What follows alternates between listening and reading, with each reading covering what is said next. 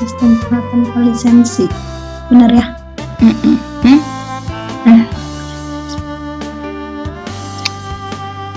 Asisten perawat tanpa lisensi, apa yang harus dilakukan? Karena aku share kalau yang transfusi itu yang berlisensi, Mbak. Emo juga yang berlisensi. Emo juga. Ada yang pasien untuk penkes nggak itu, Mbak ya? Yang untuk direncanakan pulang berarti dikasih penkes nggak itu? Agak bingung juga sih yang itu. Bingung antara B dan C ya? Antara sama C dan D. C dan sama E. Kalau latihan room 4 jam, aku lihat di juga berlisensi tuh, Mbak.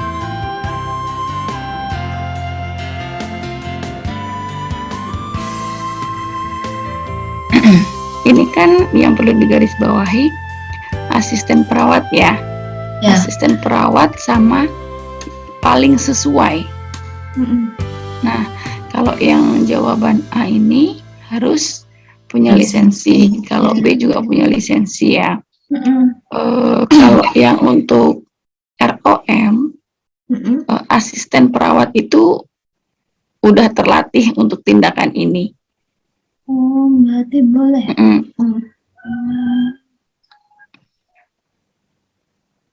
Itu berarti dia, Mbak ya.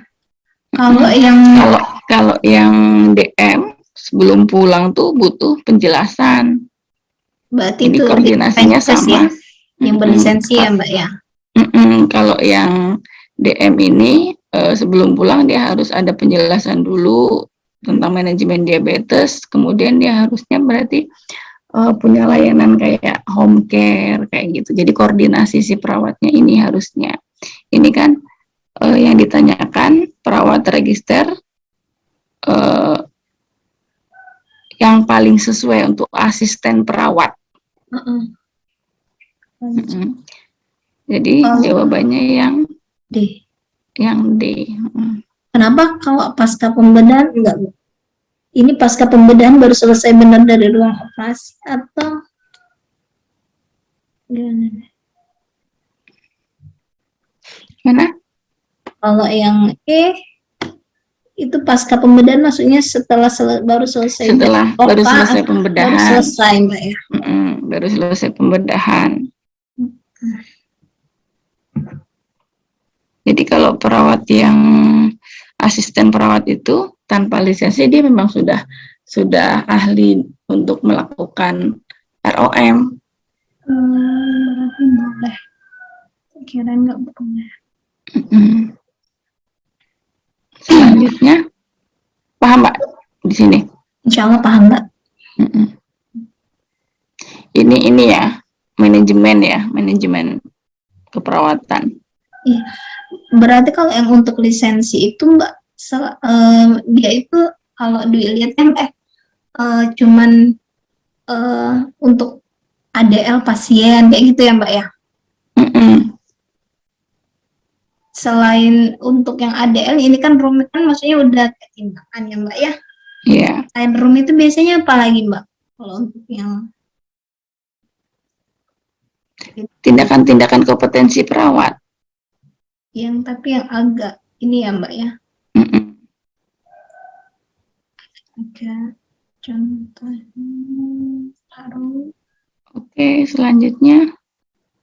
Aku Mbak, benar. Iya. Tanda kambuh. Sirosis. Berarti dia masalah di hati. Ya. Amonianya tinggi. Makanan yang seharusnya diresepkan sama perawat apa nih? Diet rendah karbo. Diet rendah karbo. Kenapa rendah karbo? Karena kan kalau amonia biasanya amonia tuh ditemuin banyak di mana tuh? Makanan yang gimana? mencapai apa ya kemarin. Tugas hati itu kan sebenarnya menyaring racun kan. Nah, menyaring racun. Nah, yang di sini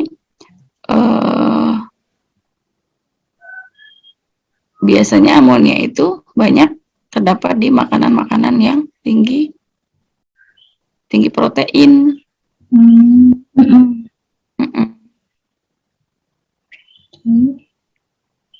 Amonia tinggi protein. Produk pemecah protein.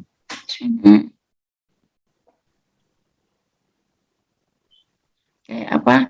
Protein kan diperolehnya dari diet. Berarti kan kalau dia tinggi amonia, berarti kan dia banyak makan makanan yang tinggi protein. Kemudian protein itu diangkut ke hati sama vena portal. Kemudian hati memecahnya, dipecah sama hati, protein hasil pembentukan amonia. Kalau proteinnya rendah, otomatis amonianya akan rendah. Dia rendah protein.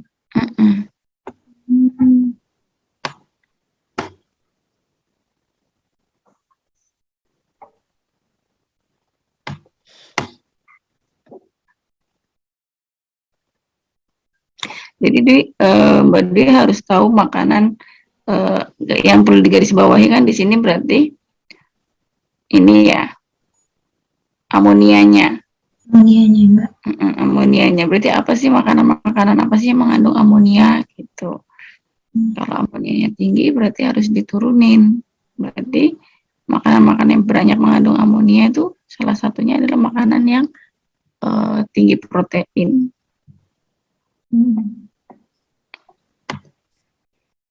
Oke, lanjut.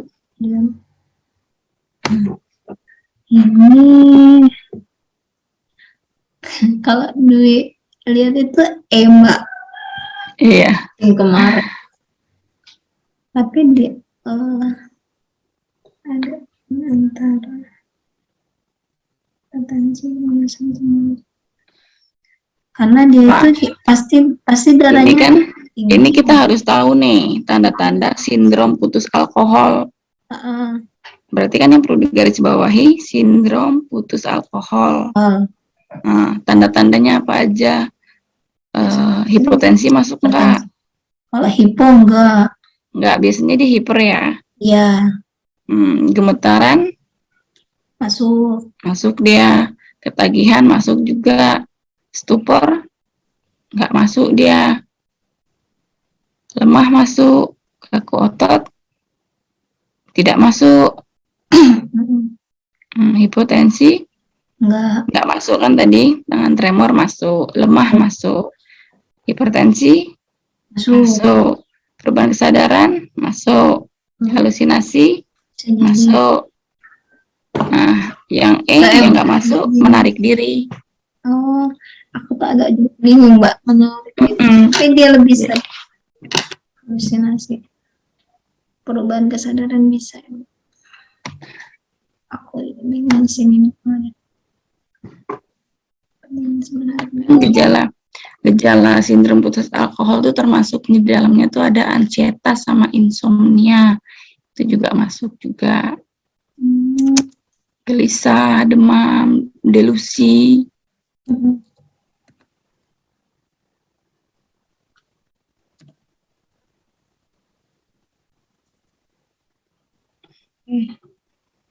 Nah, berarti di sini harus hafal tahu sindrom putus alkohol itu apa, kemudian tanda-tanda yang muncul itu apa. Oke, lanjut.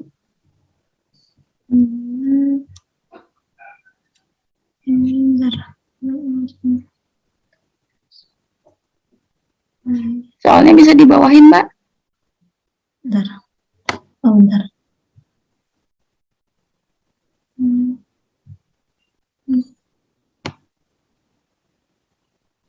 Oke. 5 ya? Nomor 5. Dibesarin ya, Mbak? Nah. Hepatitis B. Apa Mbak nomor 5? evaluasi ini aku bingung juga. Yang Ini perlu digaris. kayak ini kalau dicari kemarin nomor 5 itu pakai metode AFAS juga kayak gitu nggak Mbak? Nih, ini kan di sini kan perawat mengevaluasi kemampuan ibu dengan hepatitis B. Kalau hepatitis B kan berarti resiko penularan ya. Ya. Nah, kita hepatitis B penularannya gimana? Dengan sentuhan, sebagian penderita terkena infeksi hepatitis B, kemudian ada luka, keringatnya pun bisa jadi ini kan sumber untuk penularan ya. Ya. Nah, di sini ibunya mau ngasih susu botol ke anaknya biar aman. Nah, contoh tindakan apa yang tepat untuk menggambarkan pengetahuan ibu terkait potensial penularan penyakit? Maksudnya di sini, ibu ngerti nggak kalau penyakitnya ini nular? Gimana dia cara mencegahnya supaya anaknya tuh nggak ketularan gitu? Nah, di sini kalau ibu meminta jendela ditutup sebelum memberikan susu, masuk akal nggak? Nggak ya, karena ini kan nggak ada sentuhan ke anak. Ibu menggendong BBL secara tepat selama memberikan susu dan mengupayakan bayi sendawa? Tidak juga. Nggak juga, bisa jadi ibu nggak pakai APD kan? Iya. Ibu meriksa susu formula sebelum diberikan ke bayinya? Nggak ada hubungannya kan? Iya. Ibu mencuci dan mengeringkan tangan sebelum dan sesudah cebok, serta meminta sarung tangan sebelum memberikan susu pada bayi. Benar. Bisa jadi. Ibu menyimpan botol susu di tempat bersih dan kering. Nggak masuk kan? Jadi jawabannya yang D. Yang D. Karena itu keterkaitannya sama kontak langsung dan ibu sudah melakukan cuci tangan pakai sabun, kemudian dia meminta handscoon. Berarti dia tahu kalau hepatitis ini cara penularannya bisa menggunakan terkena cairan si ibu. Jadi jawabannya yang D. Oke, lanjut. Manakah menu makanan yang harus dengan perawat pada klien muslim yang mendalam? Klien muslim nih ya, klien muslim. C. C ya. Kalau yang A ada babi panggang, yang B ada roti bakcon, yang D ada roti bakcon, yang E ada hotdog. Bakcon ini kan biasanya dibuatnya dari daging babi ya.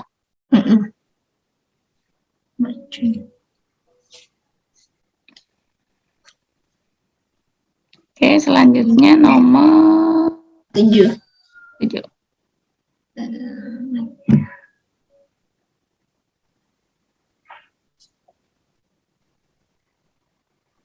Aku jawabnya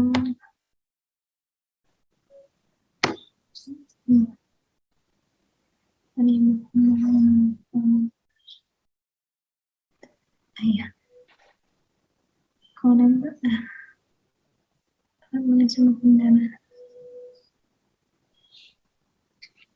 Mendokumentasiin, Mbak.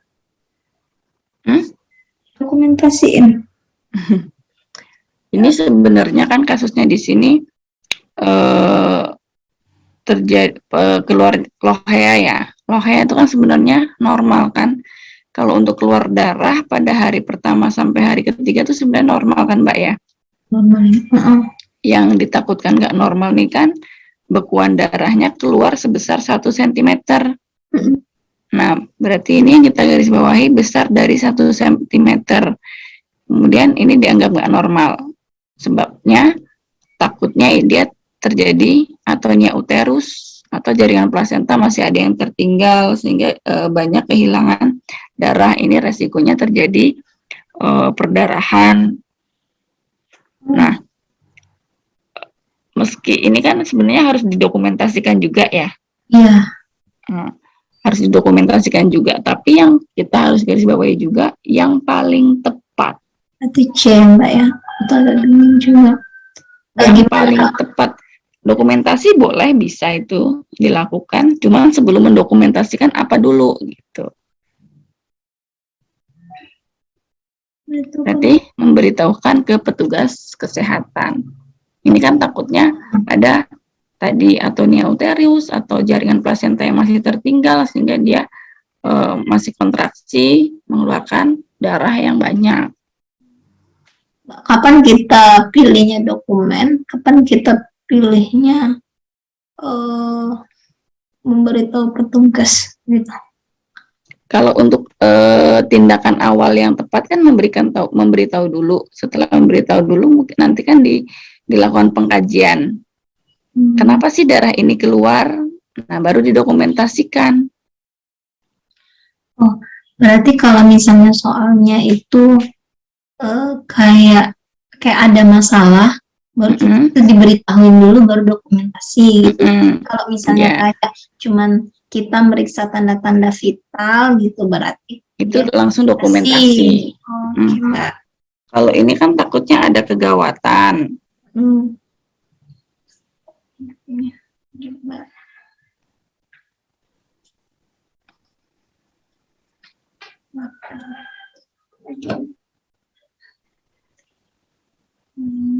Ini aku jawabnya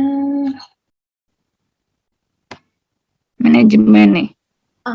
Aku jawabnya vertikal, Mbak. Kenapa vertikal? Karena dari bawahan ke atasan. Karena dari bawahan itu langsung laporin ke atasannya. Ke seluruh organisasi. Wakil Direktur Keperawatan. Pengambil keputusan akan disentralisasikan dan distribusikan untuk seluruh organisasi. Berarti kita kan yang harus garis seluruh, berarti semuanya dari aspek teratas sampai terbawah itu akan didesentralisasi dan didistribusikan, akan kena semua.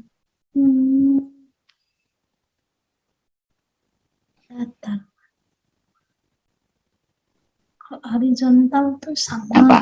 Kalau B, ini kan vertikal. Vertikal itu alurnya ngambil keputusan, alurnya formal.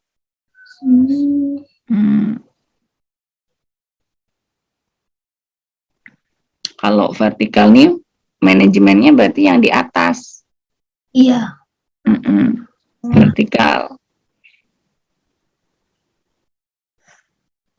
Kalau horizontal sama. Pendidikannya sama. Horizontal itu ke kanan atau ke kiri. Menempatkan ke kepala eksekutif bagian itu aja. Ini kan yang digarisbawahi seluruh organisasi, berarti semua aspek ini kena semua. Kalau yang E, garis putus-putus. Ini hanya ke satu tingkatan aja. Satu tingkatan, Mbak ya?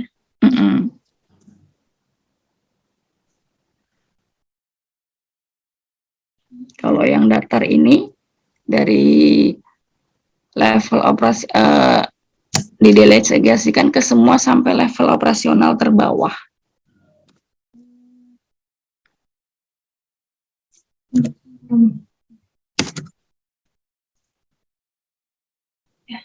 Berarti yang A ya, Mbak ya.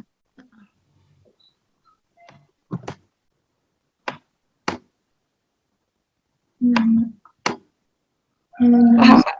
Paham, Mbak. Semua berarti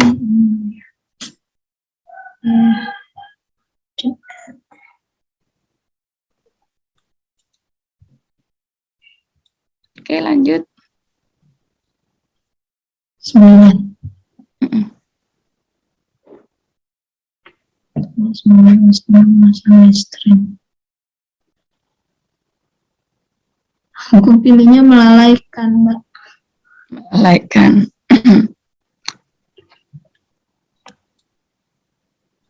Bukan. C. Ini kemarin yang iya, ini C, nih. Mbak. Yang apa? melanggar hukum. Melanggar hukum, ya. Udah kemarin ya? Iya, udah, Mbak. Selanjutnya,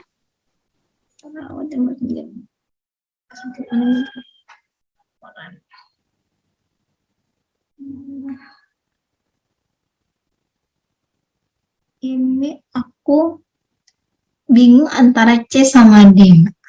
C sama D.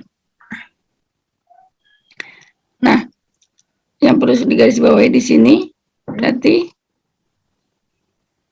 apa nih? Foto yang salah gitu. Foto yang dikirim ya. Iya. Nah, rasionalnya apa di sini? Rasionalnya untuk jaminan mutu lingkungan kerja itu kan harus bebas dari tempat dari hal-hal yang nggak nyaman ya. Kalaupun ini orang yang ngirim ini orang laboran ya, orang laboran mau ngirim lelucon atau apa gitu tuh harusnya nggak di sini wadahnya gitu kan. Nah, apa yang harus dilakukan perawat yang paling tepat? Ini sama aja kayak kejadian apa kasus-kasus yang urgent kayak gitu. Supervisor nanti langsung ke ya. BD boleh dilakukan, cuman dia kurang tepat. Kalau panggil polisi kan enggak. Enggak ya. B sama D itu bisa aja, cuman dia kurang tepat. Nah, yang di sini kan yang diminta yang paling tepat. Kalau ada kasus kayak gini kan berarti supervisor harus tahu dulu. Harus tahu dulu, nanti bisa jadi yang memanggil si laboran ini supervisor. Jadi bukan perawat yang mendapat gambar tadi. Oke.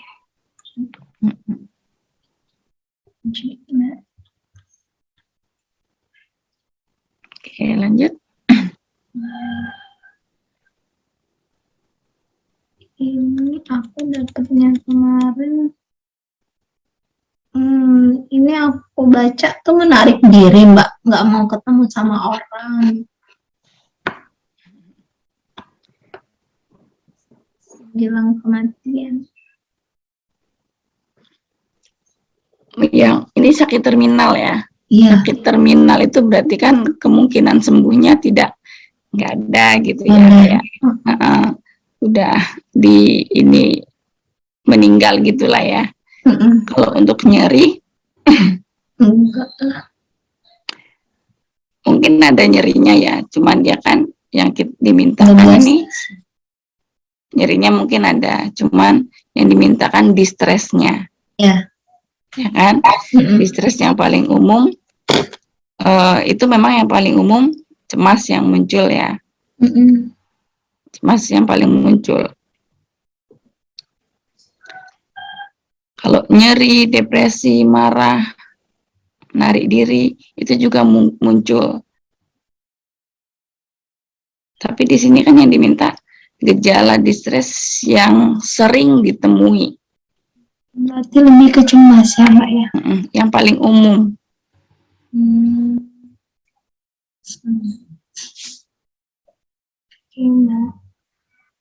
Nah.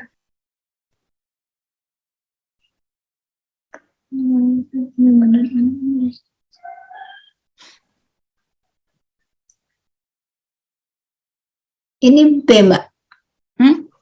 12. 12 ya? B.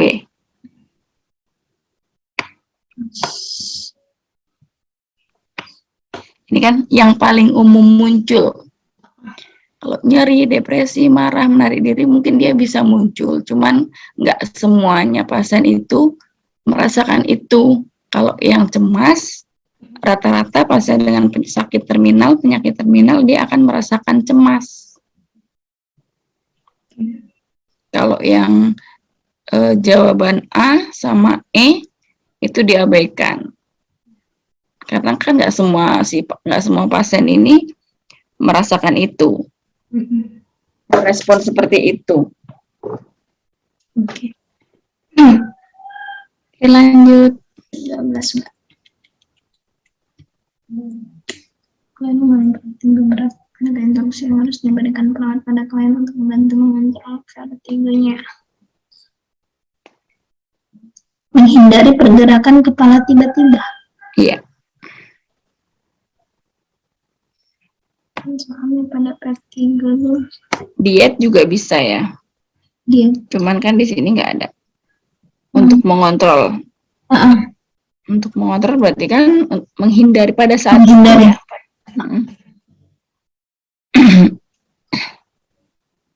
Gitu ya, Mbak. Oke, lanjut.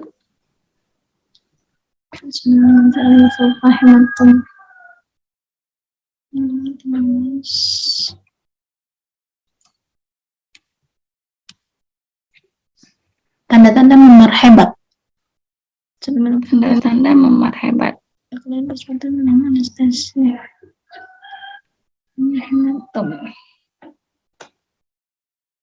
Hasil pengajian seperti apa yang paling tepat mengindikasikan adanya hematoma? Iya. Perubahan keluhan nyeri yang intens, keluhan sensasi perih. Bentar. Kalau dia ada hematoma berarti ada yang paling tepat. Adanya nyeri yang intens atau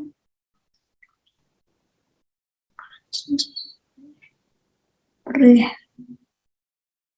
Kalau dia memar itu pasti nyeri nggak, Mbak?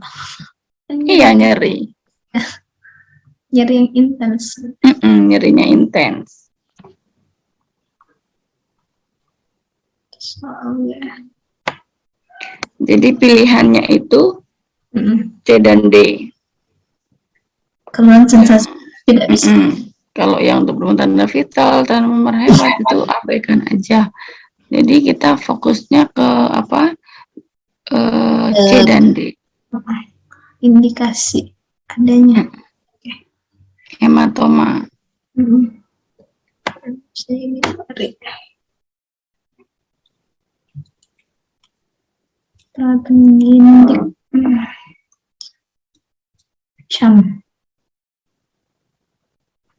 Terapi komplementer. Untuk membuat daftar 5 kategori pengelolaan nasional, maka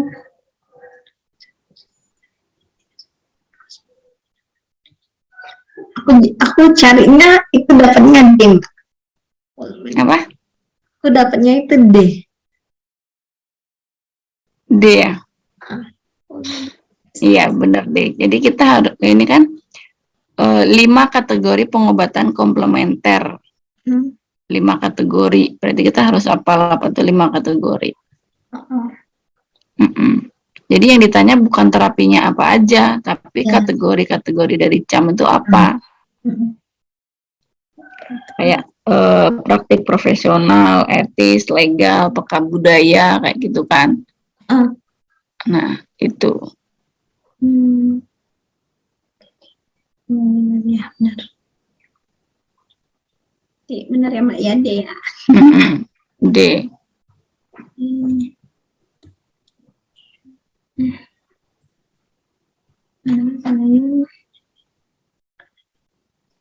Nah, ini apa nih?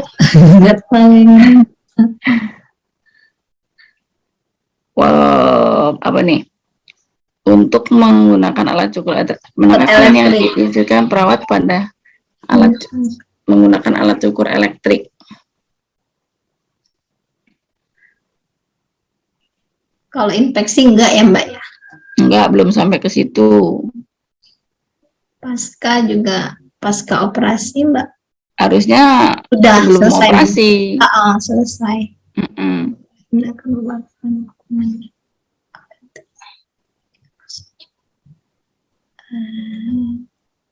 Kalau yang warfarin tuh yang pengencer darah ya, Mbak, ya, enggak juga.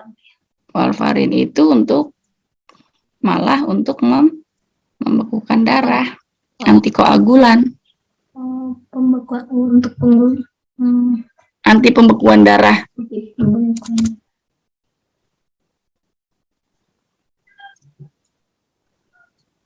Kalau untuk menggunakan alat cukur yang biasa, ini kan takutnya terjadi abrasi sama perdarahan ya, karena adanya penurunan kemampuan bekuan darahnya.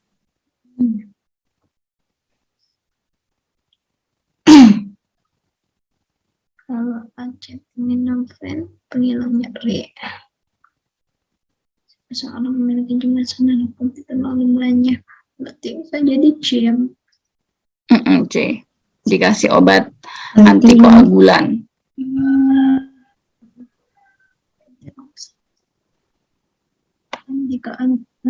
Warfarin. Kalian yang mendapatkan, berarti kan kalau pasien ini mendapatkan warfarin, berarti kan dia kan antikoagulan, anti terjadinya perdarahan.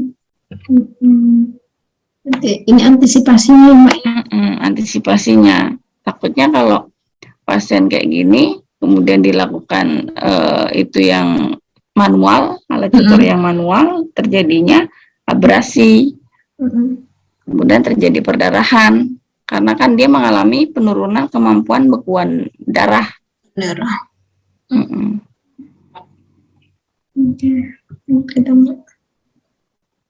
Kalau acetaminophen itu nyeri ya, Mbak ya, benar? Anti ini analgetik.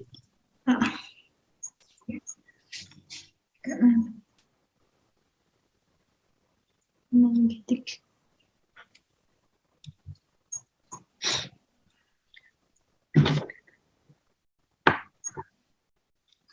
Nomor 16.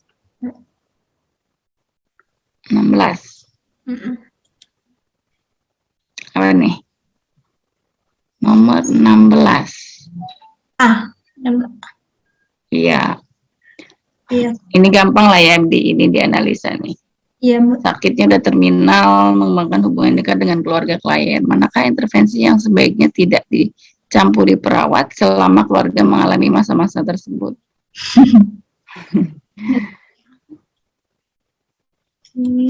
Mbak. 11. Memberikan berantem untuk memenuhi anus imperforata. Nggak ada anusnya. Perawat wanita bayi apa yang berprestasi menggunakan kelainan ini? Itu aku jawabannya C, Mbak, 17. Kenapa? Karena kan nggak ada lubang anusnya adiknya. Yang digarisbawahi imperforate. Imperforate ya. Tanpa imperforate itu sendiri ketidaksempurnaan lubang anusnya itu. Anus ada bayi. Nggak di posisi normal gitu ya, nggak di posisi normal di perineumnya, jadi kondisinya abnormal. Yang tanda-tandanya apa biasanya? Kalau muntah kan enggak, kan hubungannya sama eliminasi ya. Keluaran konsistensi feses yang seperti jelly belum tentu tergantung yang dimakan. Kegagalan mengeluarkan mekonium dalam 24 jam pasca lahir. Nah, ini untuk ini ya, indikasi pertama. Teraba masa seperti sosis daerah abdomen kuadran kanan atas. Sedangkan di sini yang dibahas adalah anus imperforate. Adanya masa bentuk oval di perut. Nah, sama aja. Yang dibahas adalah anus imperforate.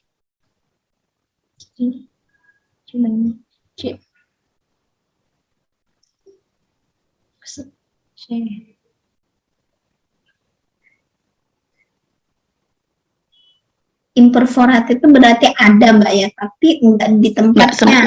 Enggak sempurna. Perkembangannya enggak sempurna. Jadi posisinya tuh enggak normal gitu, enggak normal di perineum. Itu Mbak.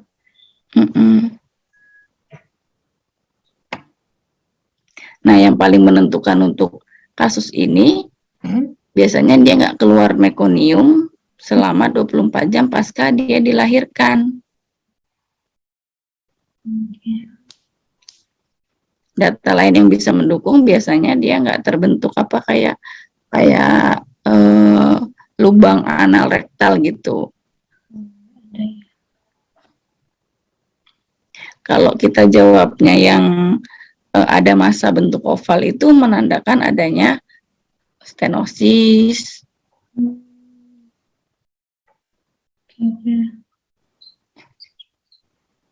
Oke, lanjut. Penjelasan, Mbak.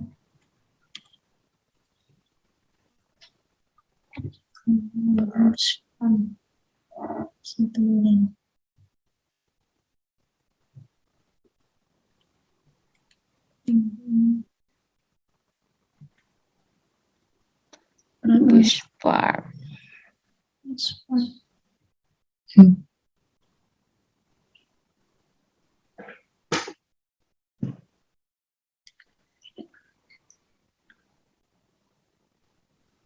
Ini Bushfar nih Untuk orang apa biasanya? kecemasan berlebih ya, Mbak? Biasanya untuk orang-orang yang cemas ya. Cemas. Jadi jawabannya yang? Aku kalau pikiran paranoid, Kak. Kalau paranoid ansietas nggak? Iya. Iya. Perawat menganggap bahwa pengobatan efektif jika tidak ada manifestasi berikut. Berarti jika tidak ada, maksudnya jika tidak ada pikiran paranoid. Seorang klien mendapatkan pengobatan Bushfar selama 1 bulan, kembali ke klinik untuk melakukan pemeriksaan tindak lanjut. Perawat menganggap bahwa pengobatan efektif jika tidak ada manifestasi berikut. Jika tidak ada tanda, maksudnya jika tidak ada tanda dan gejala yang ada di atau jantung berdebar-debar atau ansietas, cemasnya. Oh, berarti B dong.